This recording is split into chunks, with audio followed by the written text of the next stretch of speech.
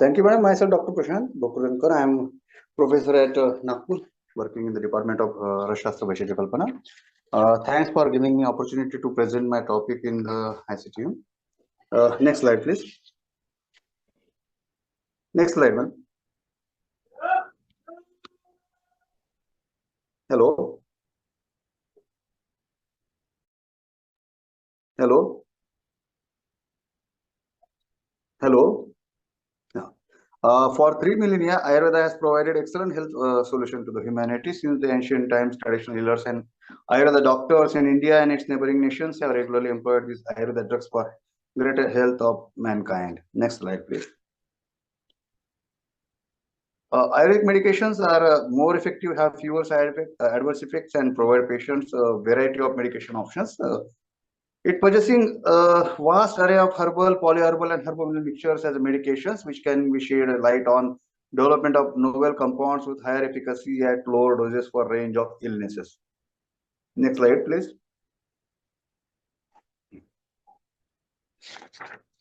Present Ayurvedic medicine dose formulation follows standard approach to the drug delivery component, presenting the potential for producing these medications at the nano level scale.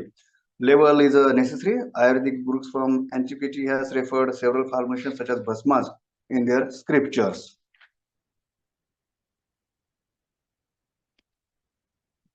So in Ayurveda, we have one very big branch that's called as Rashastra, which is dealing with the herbal and herbal mineral preparations. And in India, there are more than 10,000 Ayurvedic pharmacies which are dealing with these kinds of the drugs.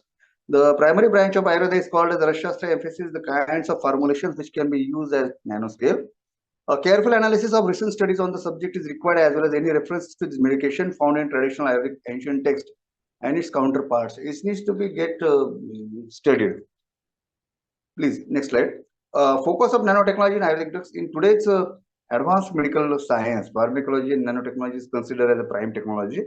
For Ayurveda, it's very relevant and significant when comparing traditional drug delivery systems with current modern drug delivery systems that take into account the word nanos, which refers to the nanotechnology in Greek in origin. Nano drug delivery is at incredibly small sizes, very useful at the target organ. Please, next slide. Ayurveda has mentioned both herbal and herbal drugs, but having a large size of the drugs molecules as a therapeutic agent. So it may cause limitations to drug delivery as well as bioavailability and biosolubility of these drugs. Next slide, please. The field of nanotechnology studies particle sizes with ranging from 0.1 to 100 nanometer. As important area of Ayurveda called Rashastra focuses mostly on herbal formulations for the human use. One key idea in Ayurvedic Rashastra medicine is the category of medicines known as the bhasmas. Bhasmas have several key applications, including anti-aging, immunomodulation, and quicker acting and substance known as the rasayana. Next slide, please. The majority of the bhasma are made from the different metals such as gold, silver, copper, zinc, and their final products. The main methods used to create bhasmas are the mardana and the marana of metals and herbal fluids, along with a few key Ayurvedic medications for the processes. Next slide, please. At the end of the bhasma preparation method, minerals and metals become finer in size. There are several instruments available to detect the sizes of these bhasmas. Some of them claim that these bhasmas are seems to be nano size, like AFM, atomic force microscope, SEM, scanning electron microscope, and which has been detected gold bhasma. That is called the Swarna bhasma in India itself, in Indian subcontinent, which is having the size of 56 nanometer and so on. So for today's topic, I have taken few examples which are very useful bhasmas in India itself and having many formulations as far as the for clinical conditions are concerned. So first bhasma in this category is the Rajata bhasma, which is the silver bhasma, the nanomedicine. Rajata silver bhasma, since it has been mentioned from the time of the Charka and its contemporaries, silver is a precious metal, has been utilized for the medicinal reasons by ancient acharyas. If we go with some analysis of this bhasma, Rajat bhasma composition includes the traces of potassium, sodium, aluminium, along with the pure silver metal, ferric oxide, free sulfur, calcium, and silver chloride. The basic use of this silver bhasma has been primarily used for the respiratory conditions, and it can be administered by the dose of 30 to 120 milligram. Next one is the Swarna Bhasma, which is very much popular in India itself and in countries nearby India. Indians have long recognized the medicinal benefits of the Swarna, that is called as the gold. You can find the Charak Samhita's references for using this Bhasma. It is having phosphates, silica, and ferric oxide, metallic gold, salt, and potash, and traces of magnesia and copper. These are available in this Swarna Bhasma. Gold Bhasma has been used as an anti-pruritic to the soothe irritated palms. Certain effective gold formulations has been used for the long-term conditions like anemia, respiratory disorders, cough, that is called as a CASA, and tuberculosis like condition. The basic dose of this Bhasma is a 50 to 30 milligram. So, next one is the Loha Bhasma. Next one. Loha, that is the iron Bhasma. Since ancient civilizations, Ayasa, in Ayurvedic text, the name of this iron has been mentioned as Ayasa, also known as the Loha, has been employed for numerous clinical symptoms, both externally and internally at varying doses during the Charaka period.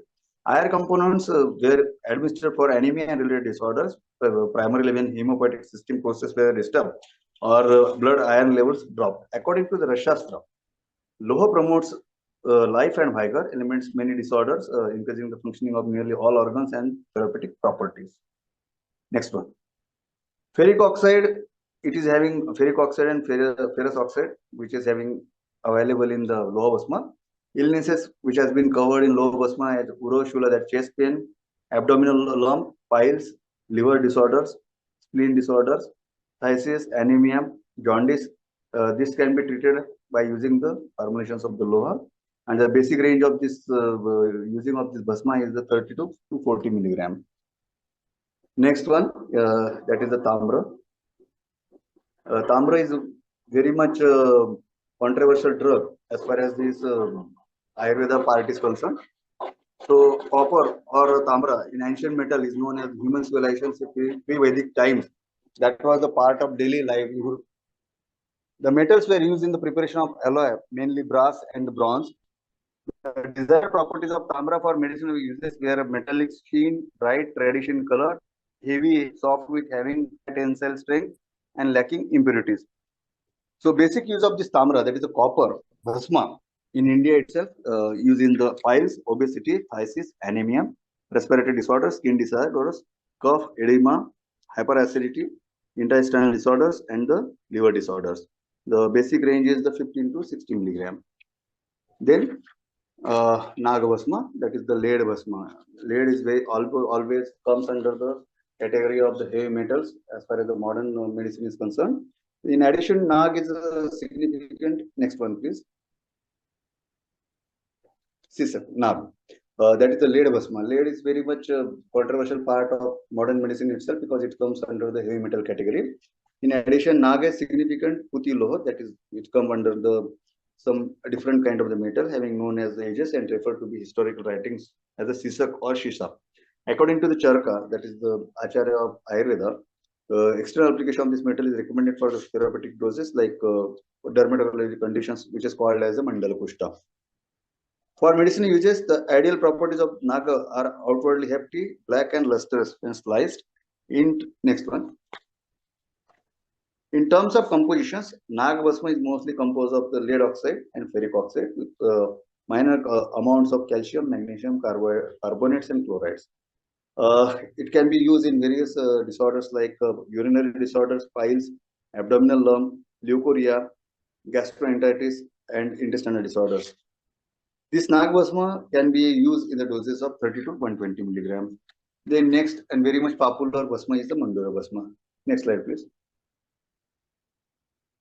It is another form of the iron that has been used for the therapeutic purposes since antiquity in the classical Ayurveda. As described in the Ayurvedic Prakash, it is a debris of residue collected after heating and the beating process of the iron around the blacksmith anvil. The quantities of the mandura for therapeutic purposes, as mentioned in the ancient literatures, are smooth to touch, strong, heavy, lack furrows or fissures. Next one. Administration of purified mandura is beneficial in inflammation, jaundice, edematous conditions. It is also a drug for treatment of pandu, that is the anemia condition. Chemical composition of Mandura is ferric oxide, chlorides, ferrous oxides, magnesium, sodium, and some other elements as a trace elements.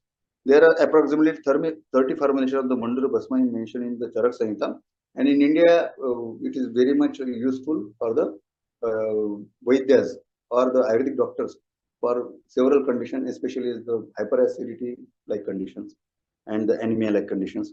It is having the doses of around 32 to 40 milligram. Next one, please. Next one is the Vanga, Tina Bhasma. It is also one of the different form of the Tina Bhasma. Ancient Indians physicians called as Vanga, kind of the Putilo. The Nag also called as Putilo, and it is also called as the Putilo. In Vanga, the quality is known as the Kurvanga. That is the accepted form of the tin, which is useful for preparation of the Bhasma. It is having bright white hue, smooth, soft, easily melted, shining, and heavy. Are preferred for the medicinal uses. In terms of the compositions, Vanga Bhasma is blend of the oxides, magnesium, calcium, aluminum, ferric oxide, potassium, and stannic acid. Next one, please. When taken in conjunction with other Putilo, Vanga Bhasma is particularly helpful for genitourinary tract and recommended medication for Prameham. Especially very much popular Bhasma in India, useful for the conditions of the diabetes. Vanga Bhasma comes in many formulations that were used in doses form 120 to 40 milligram for conditions. These very important conditions we can accept diabetes related and other urinary disorders, respiratory disorders, kapha, worms, anemia, phthisis, leukorrhea, and uterus displacement like conditions. Next one, please. After taking this into consideration of this all Bhasmas, several articles has been published on and several work has been done by the researcher. If we see this chart, the Bhasma particle size is really at the nano level. If we see the Tamra Bhasma, it comes around 110 micrometer. Yashad Bhasma is 520 micrometer. Swarna Bhasma is around 9.9 micrometer. Rajat Bhasma is 1.0 micrometer. Trivanga 500 nanometer size. This Gunajari Kajali is one of the different form of this Bhasma. Then Mukta Bhasma, Pravala Bhasma. You can see the sizes are going to be reduced 156 nanometer. Vaikranta Bhasma, then Mukta Shukti Bhasma, Naga Bhasma is around 60 nanometer. Vanga Bhasma is around 1000 nanometer. Shanka Bhasma is around 600 nanometer. So these are all the studies which are freely available on internet. We can go through some of the articles related to this topic. Next one, please. Next one, please. Hello. Hello.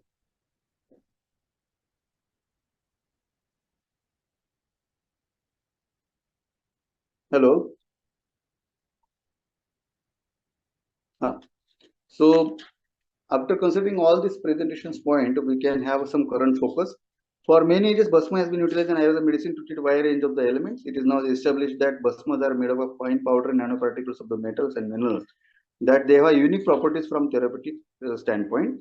Since nanotechnology has been able to reduce the amount of medicine that needs to utilize as a drug, and it has the potential to prevent variety of dose-related side effects. Next one. This will also help to increase the potency and safety issues related to Ayurvedic drugs and formulations. So various Bhasma Pariksha is also used to including physical and chemical assays to make the genuineness of this sample. Next one, please. So in a nutshell, we can have some focus that Ayurvedic medicines and nanotechnology together will offer highly helpful tool for creating future medication with improved bioavailability profile and causing the low toxicity. Bhasma is a component of Ayurvedic herbal metallic formulation. An ancient nanomedicine used to cure variety of ailments. Because nanotechnology has ability to decrease the amount of medicine that needs to be loaded, it can prevent a variety of dose-related side effects. Next slide, please. Additionally, this will aid in addressing concern about the safety and potency of Ayurvedic medications and formulations. This analysis leads to conclusion that adding Ayurvedic medication and formulation to nanomedicine will enhance their ability to cure a range of the chronic illnesses. They will successfully raise the stability and bioavailability while lowering the doses of the drug. Next one, please. So these are all the points which have been covered for today's presentations, and thank you very much for patiently listening all my thoughts and presentation topic. I really thankful for the organizers to inviting me for this presentation. Thank you very much.